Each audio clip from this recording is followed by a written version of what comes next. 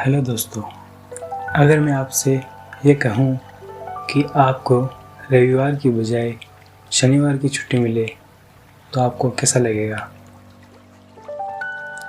या मैं आपसे ये कहूँ कि आपको पोलो खेलना है, लेकिन पोलो में घोड़े की जगह आपको हाथी पर बैठकर पोलो खेलना पड़ेगा।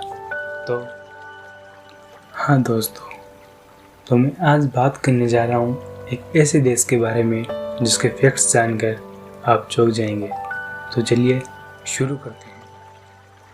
दोस्तों, आज हम बात करेंगे नेपाल की।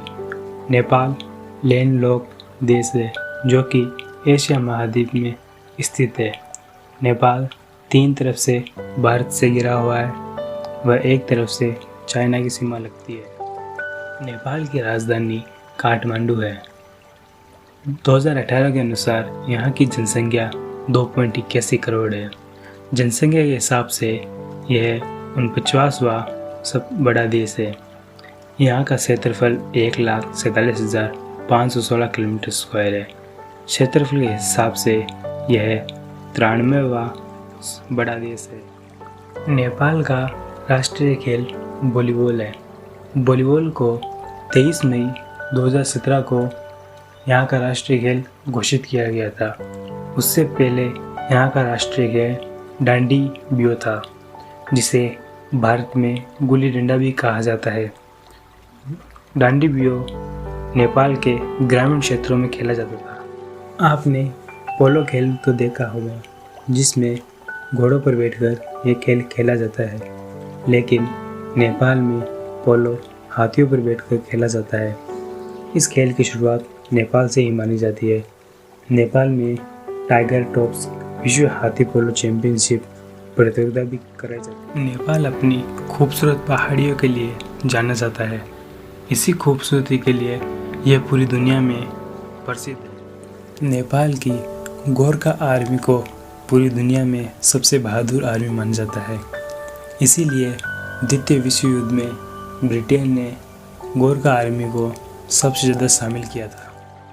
आज तक ये देश किसी भी दूसरे देश का गुलाम नहीं बना है, इसीलिए यहाँ स्वतंत्रता दिवस नहीं मनाया जाता है। अगर हम नेपाल के झंडे की बात करें तो यह पूरी दुनिया में सबसे अलग है, क्योंकि बाकी देश के झंडे या तो आयताकार है या फिर वर्ग आकार के हैं, लेकिन यहाँ का झंडा 2 त्रिभुजों को मिलाकर बनाया गया है, जिसमें बौद्ध व हिंदू धर्म को मान्यता दी गई है व साथ ही हिमालय को भी दर्शाया गया है। नेपाल में कुंवारी औरतों को पूजा जाता है। आप सोच रहे होंगे ऐसा क्यों? ऐसा इसलिए किया जाता है कि नेपाल में महिलाओं की संख्या पुरुषों से ज़्यादा है। तो अगर मेरे किसी भी दोस्त को विदेशी लड़की से शादी करनी है तो वह नेपाल जा सकता है। अगर शादी की बात की जाए तो मैं आपको ये बता दूं, नेपाल में 90% शादियाँ अरेंज मैरिज होती है। केवल 10% शादियाँ ही लव मैरिज होती है।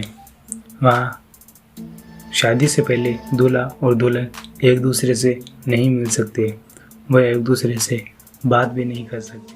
जिस तरह से भारत देश में गाय को माता कहा जाता है, उसी तरह नेपाल में भी गाय को माता का दर्जा दिया गया है, उसका सम्मान किया जाता है। वहाँ गाय के गोबर का इस्तेमाल होता है व गाय के यूरिन का भी इस्तेमाल होता है। इस बात का पता इसी से लगता है कि नेपाल में गाय के दूध की कीमत कम होती है व गाय के यूरिन की कीमत दूध से ज़्यादा होती है।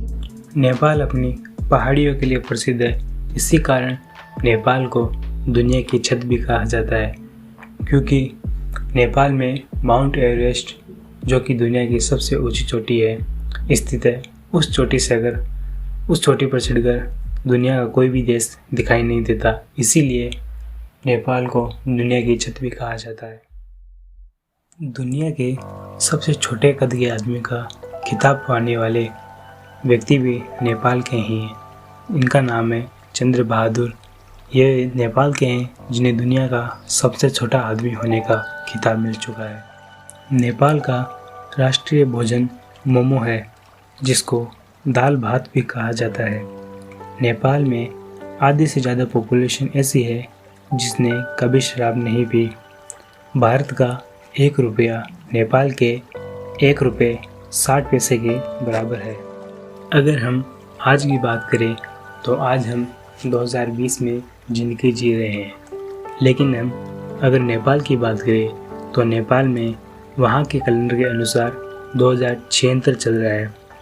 नेपाल का कैलेंडर इंग्लिश कैलेंडर से 58 साल आगे है।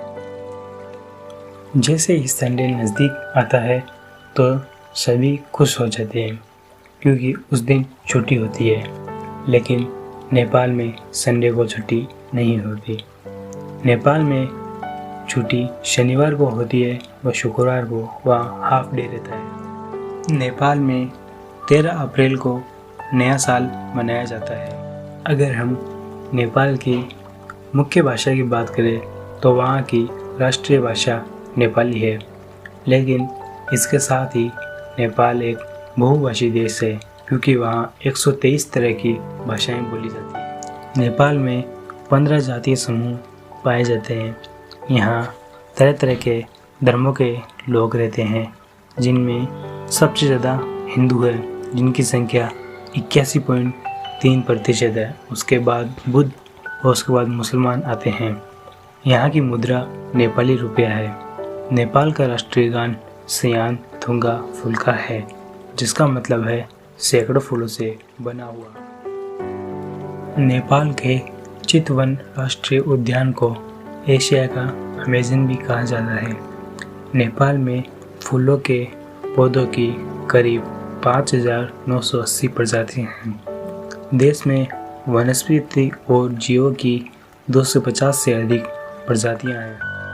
चितवन राष्ट्रीय उद्यान में लुप्तप्राय और दुर्लभ जानवरों का भंडार है, जैसे नेपाल में बंगाल टाइगर, बंगाल लोमड़ी, बादल वाले तेंदुए, भारतीय एक सींग वाले गैंडे, भारतीय हाथी, marbled cat, red panda, snow leopard और तिब्बती भेड़िए सहित 185 से अधिक प्रजातियां पाई जाती हैं। अगर हम नेपाल के लिटरेसी रेट की बात करें तो यह 64.2% है।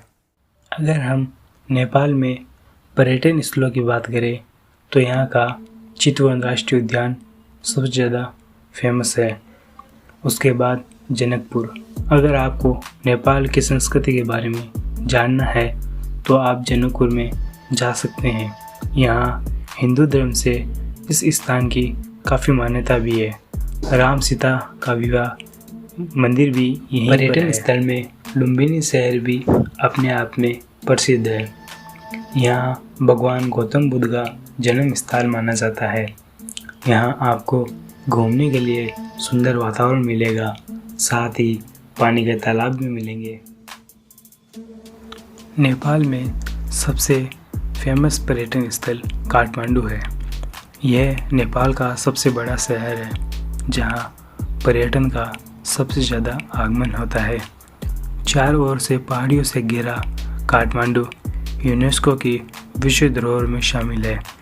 यहाँ की रंगीन संस्कृति और परंपरागत के अलावा विशिष्ट शैली में बने शानदार घर सैलानियों को आकर्षित करते हैं।